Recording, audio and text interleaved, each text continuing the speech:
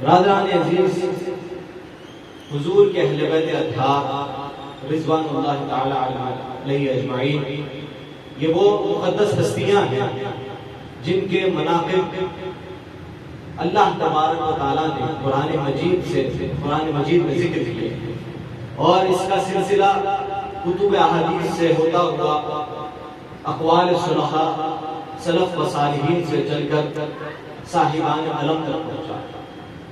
برادران عزیز، چونکہ اس کی شروعات اللہ تبارک و تعالیٰ نے اپنے لازوال کلام میں کی ہے، اسی لیے اس کا تکمیل ہونا بھی اس وقت ہی ممکن ہے جب یہ ساری کائنات کو لپیٹ دیا جائے، یعنی قیامت تک اہل بیت پاک کے فضائل و مناقب کا سلسلہ اللہ تبارک و تعالیٰ نے جاری و ساری رکھا ہے۔ اس کا سبب کیا ہے؟ برادران عزیز، اگر آپ دیکھیں کہ اسلامی تاریخ کا کوئی بھی اہل حکومت ہو، کوئی بھی زمانہ ہو، کوئی بھی وقت ہو، تاریخ ایسا کوئی زمانہ، ایسا کوئی وقت بتانے سے حاصل ہے جس میں اہل بیت پاک کے فضائل و مناقب کا سلسلہ ہوتا۔ اس کا سبب کیا ہے؟ اس کا سبب یہ ہے کہ یہ اہل بیت اطہار یہ وہ مقدس ہستیاں ہیں جن کے بے شمار خدمات ہیں اور بے مثال قربانیاں ہیں۔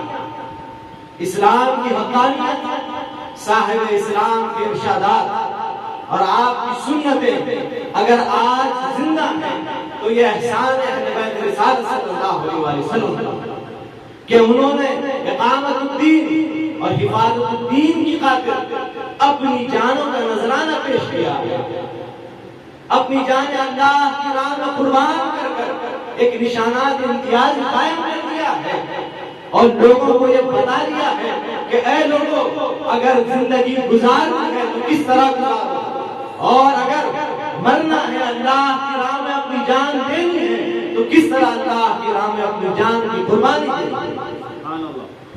برادران عزیز، اللہ تبارک و تعالیٰ اہل بیت پاک کی قربانیاں قرآن مجید میں ذکر کر کر اس کا تذکرہ کر کر آپ نے اس کو قیامت تک کے لیے باقی رکھا۔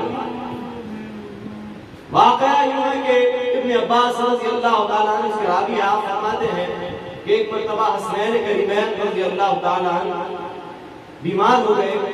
حضور پاک صلی اللہ علیہ وسلم صحابہ اکرام کے ساتھ مولا علی کے گھر تشریف لے گئے اور دونوں شہزادوں کو دیکھا اور مولا علی سے کہا کہ اے علی، ان کی صحت یابی کے لیے اللہ سے نظر مانگو۔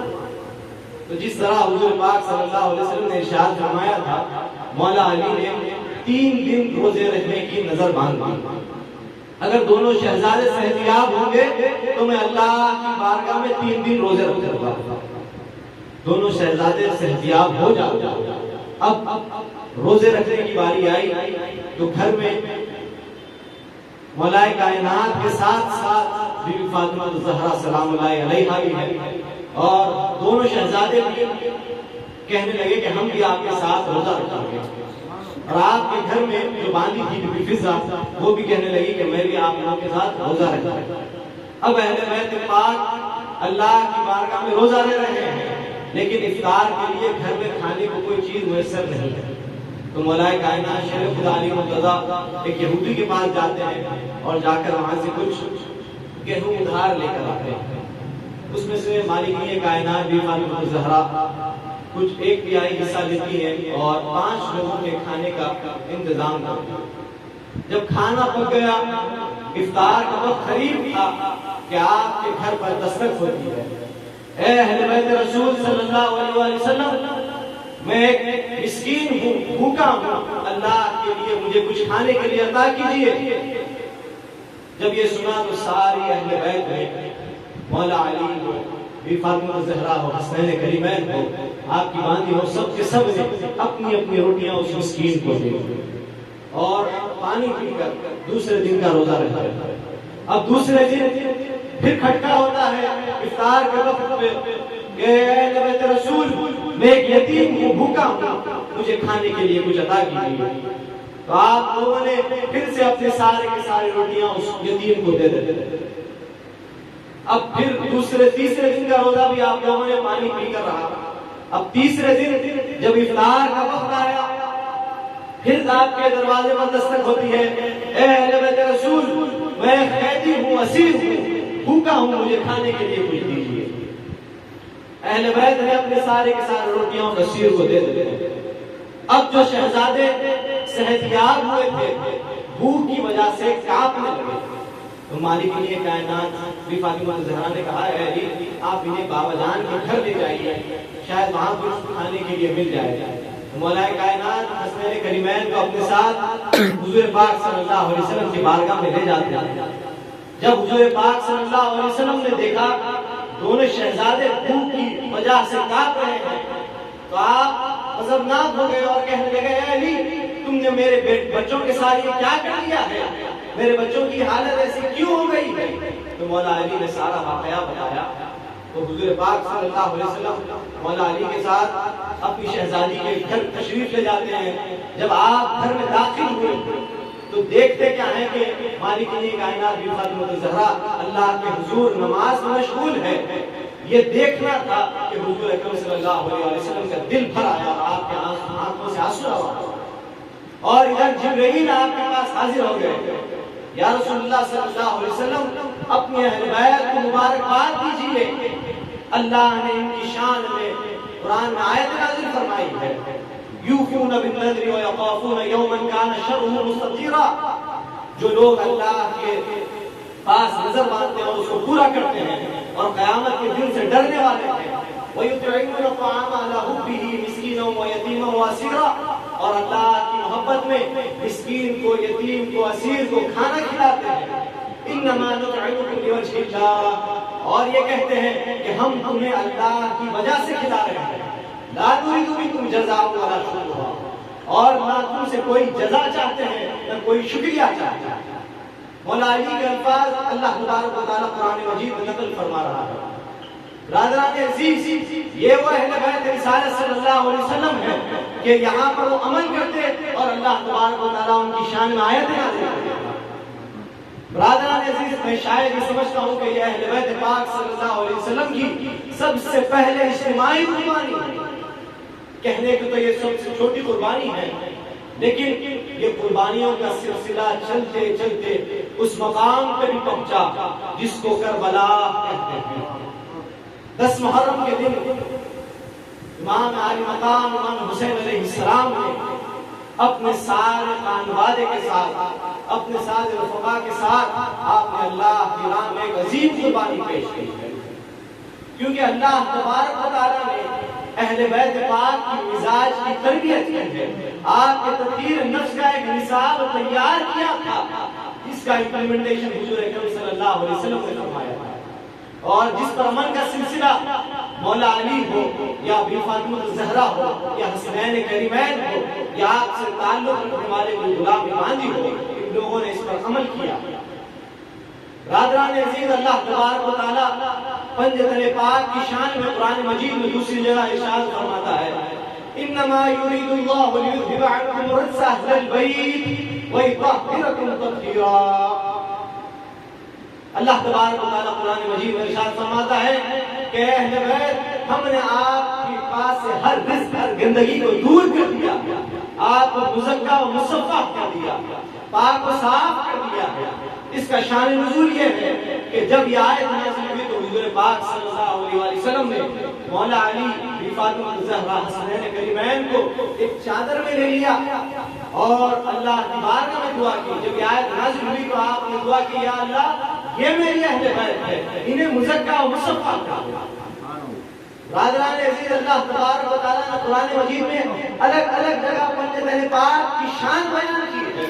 ایک اور مقام پر اللہ تبارک و تعالیٰ فرما رہا ہے، فَقُلْ تَعَالَوْا نَدْعُ أَبْنَاءَنَا وَأَبْنَاءَكُمْ نِسَاءَنَا وَنِسَاءَكُمْ وَأَنفُسَنَا وَأَنفُسَكُمْ ثُمَّ نَبْتَهِلْ فَنَجْعَلْ لَعْنَتَ اللَّهِ عَلَى الْكَاذِبِينَ۔ ایک مرتبہ حضور پاک صلی اللہ علیہ وسلم کے پاس عیسائیوں کا ایک وفد آیا، نجران کے جو بڑے عیسائیوں کے رہبر ہوتے ہیں، ان کے پریسٹ پوپ جسے کہا جاتا ہے، وہ لوگ حضور پاک صلی اللہ علیہ وسلم کے پاس ایک وفد کی شکل میں آئے۔ اور حضور پاک کا جیسا معمول تھا کہ جب کوئی آپ کے پاس آتا تو آپ اسے سب سے پہلے اسلام کی دعوت دیا کرتے.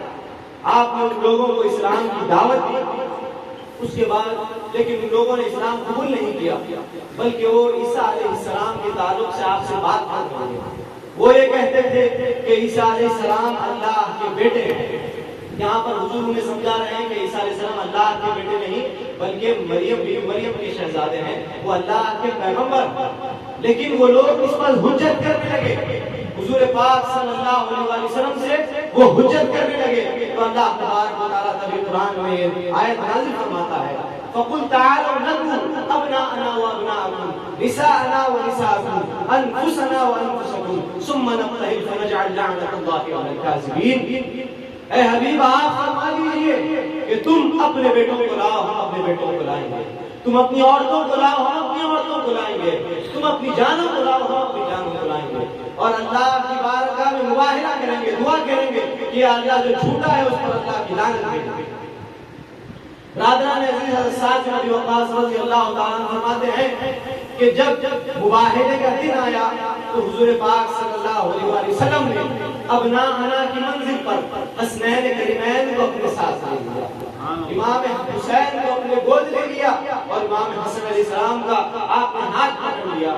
اور نساءنا کی منزل پر آپ کی چہیتی شہزادی بی فاطمہ زہرا کو اپنے ساتھ لے لیا, آپ کے پیچھے کر لیا. اور مولا علی کو انفسنا کی منزل پر حضور پاک صلی اللہ علیہ وسلم بتا رہے ہیں لوگوں کو کہ اے لوگوں یہ پنجتن پاک ہے, ان کی شان کیا ہے. ابناءنا یعنی اسلام کے اگر بچوں کے ریپرزنٹیٹیو حضور پاک صلی اللہ علیہ وسلم نے کسی کو بتایا ہے تو حسنین کریمین کو بتایا ہے. اور نساءنا یعنی عورتوں کی ریپرزنٹیٹیو اگر کوئی ہے تو حضور پاک کی شہزادی بی فاطمہ الزہرا ہے. انفسنا یعنی میری جان حضور پاک صلی اللہ علیہ وسلم مولا علی کو بتا رہا ہے. برادران عزیز یہ 5 نفوس مطہرہ مباہلے کے لیے نکلے. جب عیسائیوں کے ان کے رہبر نے یہ 5 نورانی چہرے دیکھے تو اس نے کہا کہ اے لوگوں یہ جو میں 5 نورانی چہرے دیکھ رہا ہوں یہ ایسے چہرے ہیں اگر یہ اللہ کی بارگاہ میں یہ دعا کر دے کہ یا اللہ اس پہاڑ کی جگہ کو بدل دے, اس کو تبدیل کر دے, تو اللہ ان کی دعا رد نہیں کرے گا بلکہ ان کی دعا کو قبول کر لے گا اور وہ پہاڑ کی جگہ کو بدل دے گا. اور اگر یہ دعا کر دے کہ تمہارے لیے بدعا کر دے تو عیسائیت قیامت کے دن تک باقی نہیں رہے گی, اس کا نام و نشان مٹ جائے گا. تو تم کو بہتر یہ ہے, تمہارے لیے بہتر یہ ہے کہ تم مباہلے سے پیچھے ہٹ جاؤ. تو عیسائی مباہلے سے پیچھے ہٹ جاتے. برادران عزیز یہ پنجتن پاک یہ ایسی نفوس مطہرہ ہے جن کی زندگیاں اگر ہم دیکھیں تو قرآن کی تفسیر سے کم نہیں, ہمیں قرآن کی تفسیر نظر آئے گی کیونکہ حضور پاک صلی اللہ علیہ وسلم نے ان کے لیے ارشاد کیا فرمایا ہے. آپ نے فرمایا انی ترکت فیکم الثقلین کتاب اللہ وعطرتی, میں تمہیں 2 بھاری چیزیں چھوڑے جا رہا ہوں, ایک اللہ کی کتاب دوسری میری اہل بیت. یہ 2 ایسی چیزیں ہیں اگر تم انہیں تھامے رکھو گے تو کبھی گمراہ نہ ہو اور قیامت تک کے روز یہ دونوں کبھی ایک دوسرے سے جدا نہیں ہوں گے یہاں تک کہ وہ حوض کوثر پر میرے پاس آ کر مل جائے گا. برادران عزیز یہ ہے اہل بیت کی شان جو اللہ تبارک و تعالیٰ قرآن مجید میں ارشاد فرما رہا ہے. برادران عزیز حضور پاک صلی اللہ علیہ وسلم کے بعد خلافت راشدہ کا سلسلہ شروع ہوا جس میں چوتھے خلیفہ کے طور پر امیر المؤمنین سیدنا مولا علی کریم اللہ وجہ رضی اللہ تعالی عنہ بنے. اور آپ نے اپنے خلافت کے دور میں عین مرضی خدا و رسول اسلام نظام کو چلایا اور اس پر ثابت قدم رہے. لیکن جو لوگ آپ کے نظریے سے مختلف نظریہ رکھتے تھے وہ لوگ آپ کی مخالفت کر رہے تھے. جس کا نظریہ اللہ اور اس کے رسول کے خلاف تھا وہ لوگ آپ کی مخالفت کرنے لگے. انہیں تاریخ میں نواسب اور خوارج کے نام سے بتایا. یہ خارجی اور ناصری لوگ مولا علی کی دشمنی کرنے لگے. اور اس کا نتیجہ یہ ہوا کہ آپ کے دارالخلافہ میں یعنی آپ کے جو کیپٹل سٹی تھا اس کے جامع مسجد میں فجر کی نماز کے وقت آپ کو شہید کر دیا گیا۔ عبد الرحمن ابن ملجم جس کا نام آتا ہے وہ اس دنیا کا سب سے بدترین شخص ہے، کیونکہ حضور پاک صلی اللہ علیہ وسلم نے ارشاد فرمایا تھا کہ اے علی تم کو جو شہید کرے گا وہ اس دنیا کا سب سے بدترین شخص ہوگا، اور جب تمہاری شہادت اس وقت تک نہیں ہوگی، اس وقت تک تمہاری شہادت نہیں ہوگی جب تک کہ تمہاری داڑھی اپنے خون سے رنگی نہیں جائے گی۔ جب آپ فجر کی نماز کے لیے آگے بڑھے اور عبد الرحمن ابن ملجم نے نماز پڑھاتے وقت آپ کے سر پر وار کیا تو آپ کے سر کے خون سے آپ کی داڑھی رنگین ہو گئی، تو آپ نے کہا صدق رسول اللہ صلی اللہ علیہ وسلم، رسول اللہ صلی اللہ علیہ وسلم نے سچ کہا۔ برادران عزیز، اس کے بعد امام حسن مجتبی رضی اللہ تعالی عنہ خلیفہ راشد تھے، امیر المؤمنین کی حیثیت سے آپ نے 30 سال جب تک خلافت راشدہ کے 30 سال مکمل ہوئے، آپ نے جب تک خلیفہ راشد آپ رہے، کیونکہ حضور پاک صلی اللہ علیہ وسلم نے ارشاد فرمایا تھا کہ میرے بعد 30 سال تک خلافت راشدہ چلے گی، اس کے بعد ملوکیت اور بادشاہ آ جائے گی۔ آپ نے جب وہ 30 سال مکمل ہوئے تو آپ نے دستبرداری دی اور 50 ہجری کے درمیان آپ کو بھی زہر دے کر شہید کر دیا گیا۔ اس کے 10 سال بعد جب 60 ہجری کا سال شروع ہوا تو یہ مسلمانوں کے لیے بہت بڑی بلا تھی، اسلامی نظام پر بہت بڑی مصیبت آ گئی تھی، کیونکہ اس سال میں یزید جیسا بدبخت فاجر و فاسق کو خلیفۃ المسلمین کی مسند پر بٹھا دیا گیا۔ حضور پاک صلی اللہ علیہ وسلم کی حدیث ہے، اب جس کو ابو ہریرہ رضی اللہ تعالیٰ روایت کرتے ہیں کہ حضور پاک صلی اللہ علیہ وسلم نے فرمایا کہ اے لوگوں 60 ہجری سے اللہ کی پناہ مانگو۔ امام بہقی فرماتے ہیں کہ ابو ہریرہ بازار میں یہ فرمایا کرتے کہ یا اللہ مجھے 60 ہجری کے زمانے سے بچا لے، مجھے لڑکوں کی حکومت کے زمانے سے بچا لے۔ اللہ تبارک و تعالیٰ نے آپ کی دعا قبول کر لی اور 59 ہجری میں ہی آپ کا انتقال ہوا۔ برادران عزیز، اب یزید تخت نشین ہو گیا، تخت نشین ہوتے ہی اس نے یہ حکم جاری کر دیا، اپنے گورنر سے یہ کہا کہ جاؤ جا کر سب سے پہلے مدینے کے خواص سے بیعت لے، جاؤ جا کر میری بیعت سب سے پہلے مدینے کے خواص سے لے۔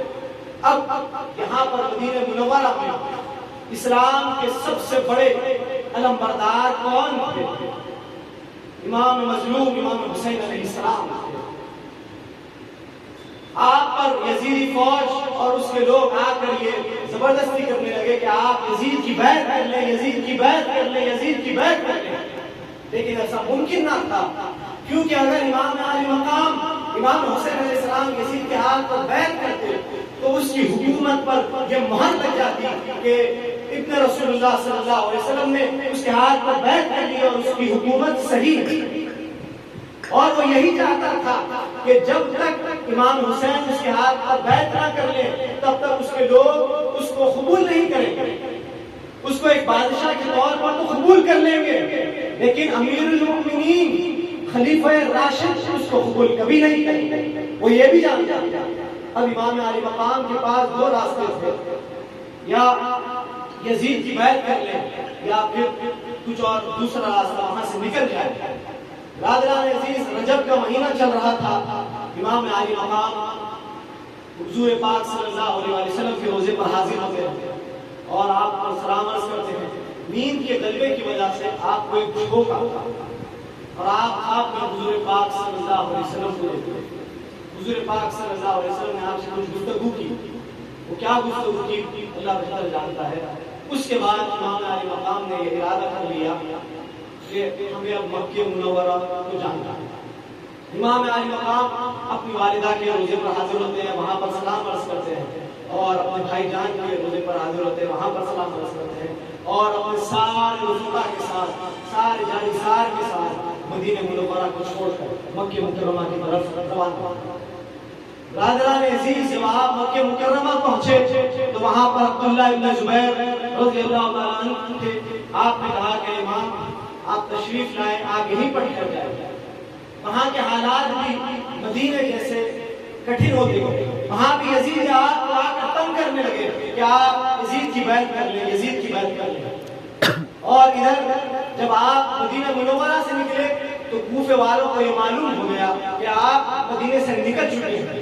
تو وہ لوگ حضرت سلیمان جو صحابی رسول ہے ان کے پاس جاتے ہیں اور کہتے ہیں کہ ہم چاہتے ہیں کہ امام کو خط لکھیں اور انہیں کوفہ بلائیں. تو وہ کہتے ہیں کہ اے کوفہ والوں, تم لوگوں نے ان کے والد کو بھی بلایا اور بزدلی کا مظاہرہ کیا, ان کے بھائی کے ساتھ بھی تم لوگوں نے دھوکہ کیا, بزدلی کا مظاہرہ کیا. اب یہ سوچ لو کہ اگر تم انہیں بلاؤ گے تو تمہیں ہمت سے کام لینا ہوگا, ان کا ساتھ دینا ہوگا, ان کا ساتھ نہیں چھوڑنا ہوگا. تو انہوں نے کہا ٹھیک ہے, ہم ان کا ساتھ دیں گے. ان کے آئے, ان کے دائیں لڑیں گے, ان کے بائیں لڑیں گے, ان کے سیدھے لڑیں گے, ان کے پیچھے لڑیں گے. برادران عزیز انہوں نے کہا کہ اگر ٹھیک ہے, اگر ایسا ہے تم ہمت کا مظاہرہ کر سکتے ہو تو انہیں خط لکھو. تو پھر آپ کو خط لکھے گئے. روایات کے مطابق 150 خطوط امام علی مقام کوفے والوں کی طرف سے پہنچے. پہلے یہ لکھا گیا تھا, اس کے بعد برادران عزیز خطوط آنے لگے. اس کے بعد امام علی مقام امام حسین علیہ السلام نے یہ ارادہ کیا کہ امام مسلم بن عقیل کو بھیجایا جائے کوفہ. اس کے بعد جب امام مسلم بن عقیل جاتے ہیں تو وہاں کے لوگ آپ کا خیر مقدم کے ساتھ استقبال کرتے ہیں. اس کے بعد آپ کو جب یزید کو یہ خبر پہنچی کہ امام مسلم بن عقیل کوفہ پہنچ گئے ہیں تو انہوں نے اس نے کیا کیا کہ عبید اللہ بن زیاد کو وہاں کا گورنر بنا دیا. وہاں کے جو گورنر تھے نعمان بن بشیر, انہیں سسپینڈ کر عبید اللہ بن زیاد جو بڑا ظالم شخص تھا اس کو وہاں کا گورنر بنا دیا. جب وہ گورنر بنا تو اس نے یہ اعلان کر دیا کہ جو کوئی امام مسلم کا ساتھ دے گا اسے قتل کر دیا جائے گا اور اس کے گھر کو توڑ دیا جائے گا. اب جو لوگ امام مسلم کا ساتھ دے رہے تھے وہ لوگ ڈر گئے, پھر بزدلی کا مظاہرہ کیا, پھر امام مسلم کا ساتھ چھوڑ دیے اور امام مسلم کو تنہا چھوڑ دیا. اس کے بعد امام مسلم بن عقیل کو ابن زیاد نے اپنی فوج بھیج کر, آپ ایک گھر میں مکان پر ٹھہرے ہوئے تھے, وہاں پر اس کی فوج جاتی ہے اور آپ پر حملہ کرتی ہے. اس کے بعد اس میں سے ایک شخص نے آپ کو امان دیا تو آپ نے اپنی تلوار نیچے کی تو اس لوگوں نے دھوکہ دے کر آپ کو پکڑ لیا. تو آپ رونے لگے تو اس نے کہا کہ تم اتنے بہادر اور رو رہے ہو. تو آپ نے کہا کہ میں اپنے لیے نہیں رو رہا ہوں بلکہ میں نے امام علی مقام امام حسین علیہ السلام کو یہ خط لکھ کر روانہ کر دیا ہے کہ کوفے کے حالات سازگار ہیں, آپ یہاں پر تشریف لائیں. میں امام حسین علیہ السلام کے لیے رو رہا ہوں کہ وہ یہاں پر تشریف لائیں گے. پھر آپ کو لے جایا جاتا ہے اور کوفے کے گورنر ہاؤس پر آپ کو شہید کر دیا جاتا ہے. انا للہ و انا الیہ راجعون. جب امام علی مقام آپ کوفے کے لیے نکل گئے تھے امام حسین علیہ السلام اپنے سارے قافلے کے ساتھ, اور پھر راستے میں آپ کے ساتھ ہزاروں لوگ جڑ جاتے ہیں, لیکن آپ راستے میں ٹھہر ٹھہر کر لوگوں کو یہ خطبے کے ذریعے بتاتے ہیں لوگوں میں کوئی حکومت حاصل کرنے کے لیے نہیں جا رہا ہوں, یہ جو راستہ ہے جہاں میں شہادت نوش کرنے والا راستہ ہے. جو لوگ میرے ساتھ رہنے والے ہیں وہ یہ ذہن نشین کر لیں یہ راستہ جہاد کا راستہ ہے. جو لوگ آپ کے ہزاروں لوگ ساتھ ہوتے اسی طرح آپ کے ساتھ چھوڑ کر وہ چلے جاتے, اور وہی جانثار جو مدینے سے آپ کے ساتھ تھے وہی آپ کے ساتھ رہا کرتے. برادران عزیز راستے میں آپ کو امام مسلم بن عقیل کی شہادت کی خبر ملی. آپ انا للہ و انا الیہ راجعون پڑھتے ہیں. آپ کہتے ہیں کہ اب ہم کوفہ تو نہیں جا سکتے, مدینے بھی نہیں لوٹ سکتے, اب ہم تیسرا راستہ اختیار کرتے ہیں. جب آپ تیسرا راستہ اختیار کیے, راستے میں آگے بڑھتے ہیں کہ امام علی مقام امام حسین علیہ السلام کو ایک جھونکا آتا ہے, نیند کا جھونکا آتا ہے. آپ نیند سے اٹھ کر انا للہ و انا الیہ راجعون پڑھتے ہیں.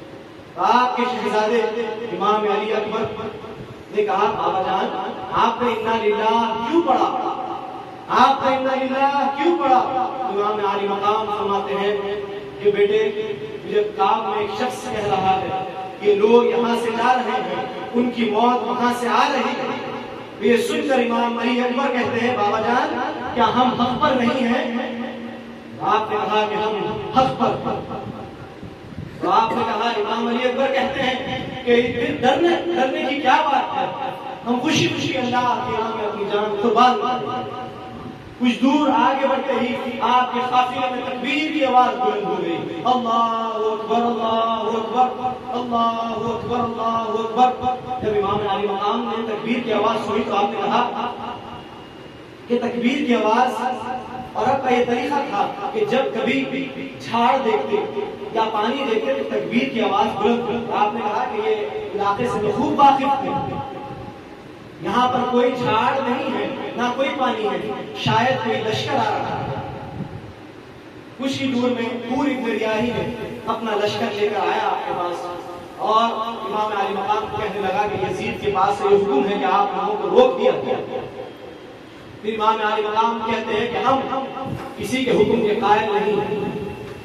تو پھر وہ لوگ وہ سارا قافلہ جو سارا اس کا فوج آئی تھی وہ پیاسی تھی، امام علی مقام نے ان لوگوں کو پانی پلایا۔ روایات میں آتا ہے کہ خود امام علی مقام نے اپنے ہاتھوں سے ان لوگوں کو پانی پلایا۔ پھر اس کے بعد اس کو حکم ہوتا ہے کہ آپ کو روک دیا جائے، ایک مقام پر دریائے فرات کے کنارے آپ کو روک دیا جائے۔ امام علی مقام کہتے ہیں کہ بتاؤ معلوم تو کرو یہ علاقے کا نام کیا ہے۔ تو لوگ معلوم کر کہتے ہیں کہ اس کو کربلا کہتے ہیں۔ تو امام علی مقام نے جب سنا تو آپ نے بڑا صدق رسول اللہ صلی اللہ علیہ وسلم، رسول اللہ صلی اللہ علیہ وسلم نے سچ فرمایا تھا، ہماری منزل آ چکی ہے، اپنے خیمے یہاں پر باندھ دو۔ امام علی مقام کہتے ہیں کہ سارے خیمے باندھ لیے جاتے ہیں۔ اس کے بعد 7 محرم کے روز آپ پانی بند کر دیا جاتا ہے۔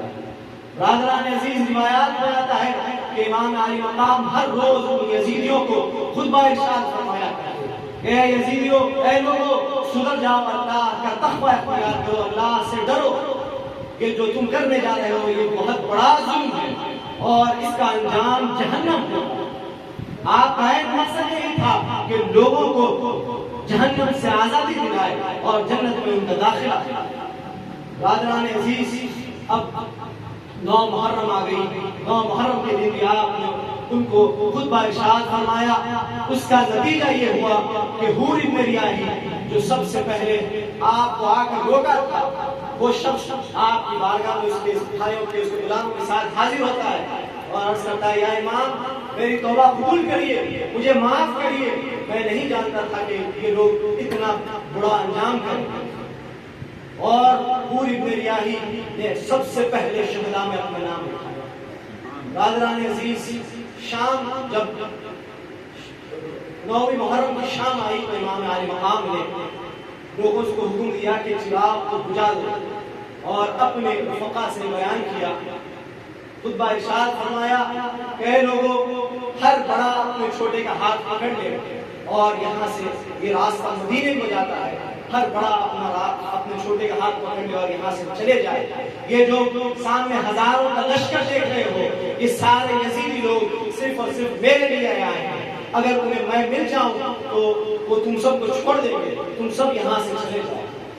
لیکن جب چراغ واپس جلایا گیا تو امام علی مقام کی آنکھوں نے دیکھا کہ سارے کے سارے لوگ اپنی اپنی جگہ بیٹھے ہوئے اور کہہ رہے ہیں کہ یا امام، ہماری ساری جو زندگی ہے وہ اب آپ ہی کے ساتھ گزرنے والی ہے، آپ کی تربیت نے ہمارے نفوس کو نفس مطمئنہ کی منزل پر پہنچا دیا ہے، ہماری جو ظاہری زندگی ہے یا آنے والی باقی جو زندگی ہے وہ آپ کے قدموں میں گزر ہے۔ وہ لوگ جان شہادت پینے کے لیے تیار ہو گئے۔ اب 10 محرم کی صبح ہوئی، بعد نماز فجر جنگ کا آغاز ہوا۔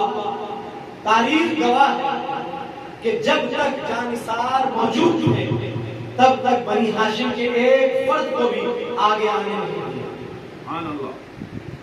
ایک فرد بھی آگے نہیں آیا۔ سارے کے سارے جانثار اپنی جان امام علی مقام پر قربان کرتے گئے، ایک کے بعد دیگر، ایک کے بعد دیگر، سارے کے سارے لوگ امام کے اوپر اپنی جان نثار کرتے۔ اب صرف بنی ہاشم بچ گئے۔ بنی ہاشم میں کون ہے؟ مولا علی کے شہزادے ہیں، امام حسین علیہ السلام ہیں، حضرت عباس علمبردار ہیں، امام حسین کے 3 شہزادے ہیں، حضرت علی اکبر، امام علی اصغر، امام علی اوسط، جس کو امام زین العابدین بھی کہا جاتا ہے، اور دوسری طرف امام حسن علیہ السلام کے شہزادے قاسم بن حسن بن علی رضی اللہ تعالیٰ عنہ ہیں۔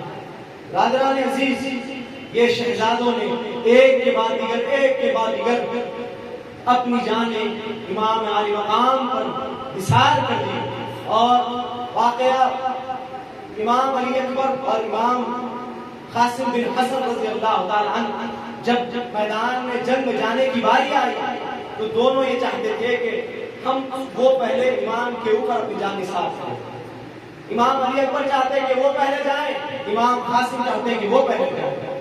امام قاسم نے کہا کہ بھائی، میرے بابا جان نے مجھے وصیت کی تھی کہ ایک تعبیر آپ نے مجھے لکھ کر دی اور میرے ہاتھ پر باندھی اور کہا کہ قاسم، جب تم پر سب سے سخت ترین وقت آئے تو اس تعویذ کو کھول کر دیکھنا اور اس پر جو لکھا ہوا ہے اس پر عمل کرنا۔ جب امام قاسم نے وہ تعویذ کھولی تو اس پر لکھا تھا، اے قاسم، علی اکبر سے پہلے تم میدان جنگ میں جانا اور حسین پر اپنی جان قربان کرنا۔ سبحان اللہ۔ برادران عزیز، اس کے بعد ایک کے بعد دیگر ساری شہادتیں مکمل ہوئی۔ انا للہ و انا الیہ راجعون۔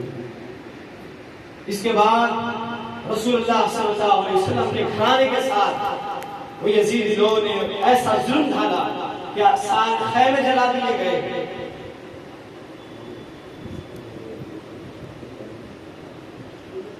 امام قاسم نے امام حسین علیہ السلام کے پاس تشریف لے گئے اور یہ ماجرا پیش کیا کہ میرے بابا جان نے یہ وصیت کی تھی کہ علی اکبر سے پہلے تم میدان جنگ میں جانا اور اپنی جان اللہ کی راہ میں پیش کر۔ برادران عزیز، یہاں پر امام قاسم بن حسن بن علی حضور پاک صلی اللہ علیہ وسلم کے جو شبیہ مصطفیٰ، ہم شبیہ مصطفیٰ، جو حضور جس کا چہرہ دیکھ کر حضور پاک صلی اللہ علیہ وسلم کی یاد آ جاتا ہے، وہ ہم شبیہ مصطفیٰ جب میدان جنگ میں جاتے ہیں تو سارے دشمنان کانپنے لگتے ہیں۔ وہ کانپتے ہیں کہ یہ کون شخص آ رہا ہے ہمارے سے لڑنے کے لیے۔ برادران عزیز، امام قاسم بن حسن جاتے ہیں اور بہادری کے وہ جوہر دکھاتے ہیں کہ ایک آپ کے پاس دشمنوں کی طرف سے ارزق نامی پہلوان نے اپنے سب سے بڑے بیٹے کو بھیجایا آپ کی مقابلے میں۔ اس نے کہا کہ تو جا۔ جب اس کا بڑا بیٹا آپ کے مقابلے میں آتا ہے اور گالیاں بکتے ہوئے آتا ہے تو آپ کا تاریخی جملہ آپ نے بتایا۔ آپ نے کہا کہ ہم اہل بیت ہیں، گالی کا جواب گالی سے نہیں دیتے۔ آپ نے اس کو جب وہ آپ کے پاس آیا تو تلوار بازی ہوئی، آپ نے اس کی گردن کاٹ دی اور اس کی نال سخت کر دی۔ اور پھر اس کا دوسرا بیٹا آتا ہے، وہ بھی گالیاں بکتے ہوئے آتا ہے اور پھر آپ نے اس کو بھی نال سخت کرا۔ اسی طرح اس کے 3 بیٹے تھے، ایک کے بعد دیگر آپ نے تینوں بیٹوں کو نال سخت کیا اور جہنم پہنچا۔ اب ارزق جو یہ کہتا تھا کہ میں 1000 لوگوں پر بھاری ہوں، 1000 لوگوں سے زیادہ میرے پاس طاقت ہے، 1000 لوگوں سے میں جنگ کرنے کی طاقت رکھتا ہوں، اب وہ ہاتھی کی طرح چنگاڑتے ہوئے میدان میں آیا۔ جب وہ میدان میں آیا تو امام قاسم بن حسن بن علی نے کہا کہ ارزق، تو اپنے آپ کو اتنا بڑا پہلوان کہتا ہے اور لڑائی کے گن بھول گیا، گھوڑے کی زین کو دیکھ لے۔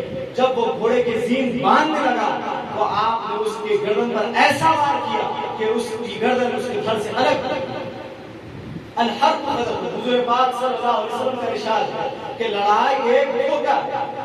اب اس کے بعد جب دشمنوں نے دیکھا، عمر بن سعد جو یزید لشکر کا امیر تھا، وہ یہ کہنے لگا کہ اگر تم ایک کے بعد دیگر اکیلے ان سے لڑنے جاؤ گے، یہ علی کے شہزادے ہیں، فاتح خیبر کے شہزادے ہیں، اگر تم اکیلے ان سے مقابلہ کرنے جاؤ گے تو سارے ختم ہو جاؤ گے، سب مل کر ان پر وار کرو۔ پھر سارے یزیدیوں نے آپ پر چاروں طرف سے تیر مارنے لگے، ڈھیر مارنے لگے۔ برادران عزیز، آپ کو پھر وہ وقت آ گیا کہ آپ زمین پر تشریف لائے اور آپ نے ایک آواز دی، یا اماں ادرکنی، یا چچا میری خبر گیری کیجیے، یا چچا جان میری خبر گیری کیجیے۔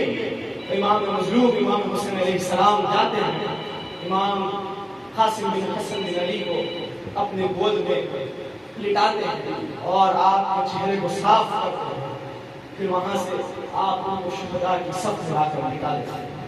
اب بچ گئے کون؟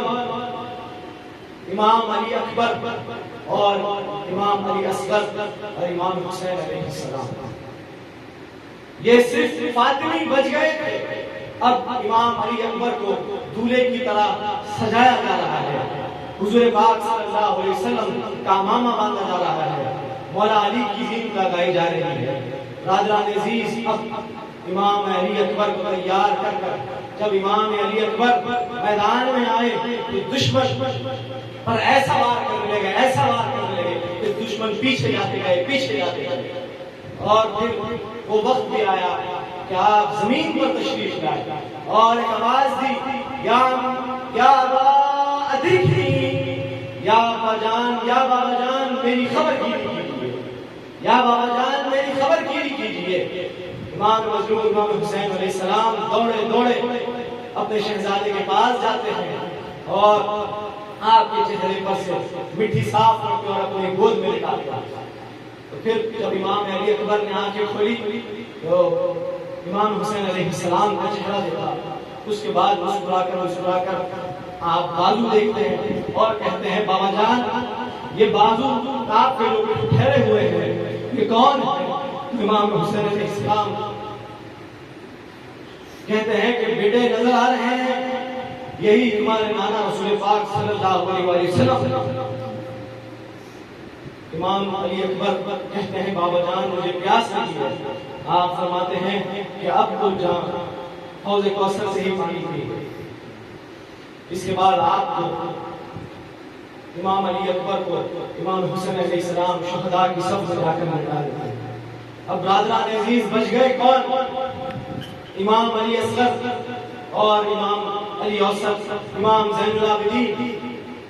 اب امام زین العابدین کھڑے ہو گئے، جو بیمار تھے آپ کھڑے ہو گئے اور کہنے لگے، بابا جان مجھے اجازت دیجیے۔